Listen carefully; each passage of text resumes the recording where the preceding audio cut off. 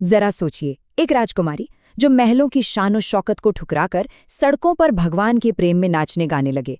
ये कहानी है मीराबाई की, एक ऐसी अविश्वसनीय कहानी जहां राजपाट के कर्तव्य और आत्मा की पुकार के बीच एक जबरदस्त टकराव हुआ। मीराबाई की पूरी जिंदगी का सार बस इसी एक लाइन में छिपा है। ये सिर्फ कविता की एक पंक्ति नहीं है, ये उनकी हकीकत थी, उनका सच था। उनके लिए कृष्ण ही सब कुछ थे और यही अटूट विश्वास था जिसने उन्हें हमेशा हमेशा के लिए अमर कर दिया। सोचिए, एक तरफ राजघराने की इज्जत, परंपराएं और नियम, और दूसरी तरफ कृष्ण के लिए एक ऐसी दीवानगी जिसकी कोई हद नहीं। मीरा की पूरी जिंदगी इन्हीं दो दुनियाओं के बीच एक लगातार चलने वाली कश्मकश थी, एक ऐसी जंग जो उन्होंने सिर्फ और सिर्फ अपने विश्वास के दम पर लड़ी। तो चलिए आज मीराबाई की इस अद्भुत यात्रा को थोड़ा और करीब से समझते हैं। हम देखेंगे कि उनका जीवन कैसा था, उनकी कविता में क्या जादू था, वो किसके खिलाफ खड़ी हुई और आज भी उनकी आवाज हमारे लिए क्या मायने रखती है। तो कहानी शुरू होती है एक ऐसे रास्ते से जिस पर किसी राजकुमारी के चलने की कोई कल्पना भी नहीं कर सकता था। 16वीं सदी का राजस्थान। मीराबाई का जन्म मेरता के एक बड़े राजघराने में हुआ और उनकी शादी भी उदयपुर के शाही परिवार में हुई। मतलब उनसे उम्मीद थी कि वो एक रानी का जीवन जिएंगी, महलों के तौर तरीकों का पालन करेंगी। लेकिन उनके दिल ने तो कोई और ही रास्ता चुन लिया था। उनकी जिंदगी में कुछ ऐसी बड़ी घटनाएं हुई जिन्होंने उनकी दुनिया को हमेशा के लिए बदल दिया और उन्हें महल की ऊंची दीवारों से निकालकर भक्ति की खुली राह पर ले आई। देखिए, शादी के कुछ ही समय बाद उनके पति राजकुमार भोजराज का निधन हो गया।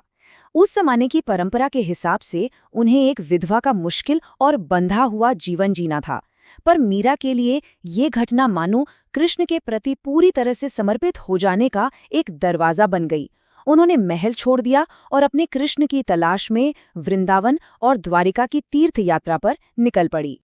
अब ये समझना जरूरी है कि मीरा का ये कदम उस दौर में चल रहे भक्ति आंदोलन का ही एक हिस्सा था।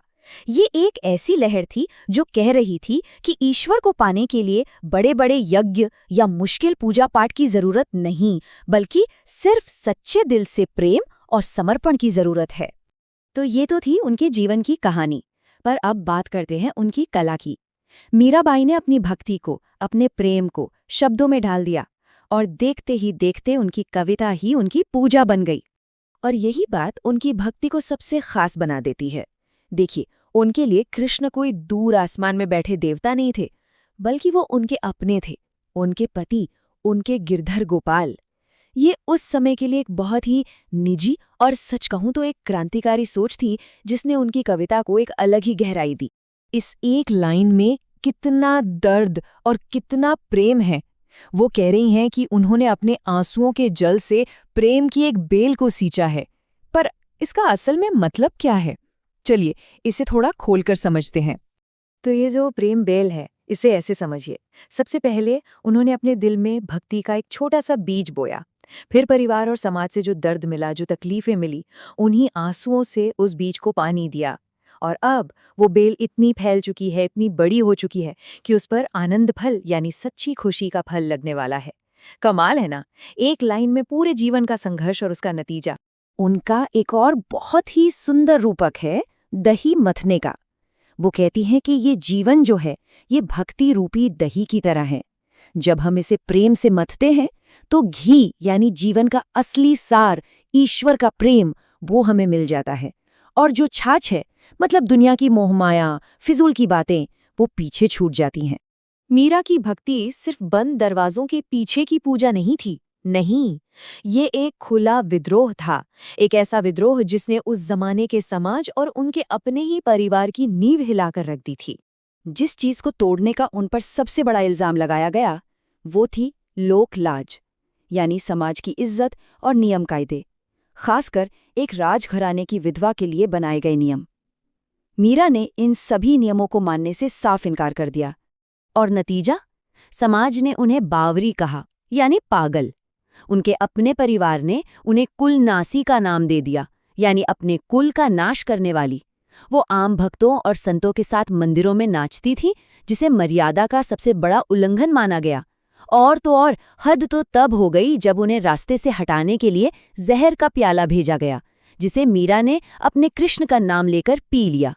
यहाँ ये सवाल जरूर सोचना चाहिए, आखिर एक औरत की भक्ति जो किसी पति या राजा के जरिए नहीं बल्कि सीधे ईश्वर से जुड़ी हो, वो उस पितृसत्तात्मक समाज के लिए इतनी बड़ी चुनौती क्यों थी? शायद इसलिए कि वो कह रही थी कि मुझे ईश्वर तक पहुंचने के लिए किसी आदमी की इजाजत की जरूरत नहीं है, और ये बात उस दौर के लिए बहुत खतरनाक मानी गई। सदियां बीत गईं, लेकिन मीरा की आवाज आज भी उतनी ही बुलंद और उतनी ही जरूरी है। तो चलिए देखते हैं कि वो अपने पीछे क्या विरासत छोड़ गईं। उनके जो पद हैं यानी उनकी कविताएं, वो आज हिंदी साहित्य की एक अनमोल धरोहर हैं। वो सिर्फ कविता नहीं, वो भक्ति आंदोलन की एक मजबूत आवाज बन गईं। और उनकी भाषा भी देखिए, ब्रज भाषा, राजस्थानी और गुजराती का कितना सुंदर मेल है। मीरा का पूरा दर्शन, उनकी पूरी सोच शायद इस एक लाइन में समाई है। उनका मानना था कि वो अविनाशी ईश्वर जो कभी खत्म नहीं होता, उसे पाने के लिए किसी दिखावे या आडंबर की जरूरत नहीं है। वो तो बस सच्ची और सहज भक्ति से ही मिल जाता है। और अंत में एक सवाल जो सोचने पर मजबूर करता है। मीरा ने अपने विश्वास के लिए एक पूरे साम्राज्य को चुनौती दे दी। आज के दौर में वो कौन सी परंपराएं या कौन सी उम्मीदें हैं जिन्हें कोई अपने मन की सच्ची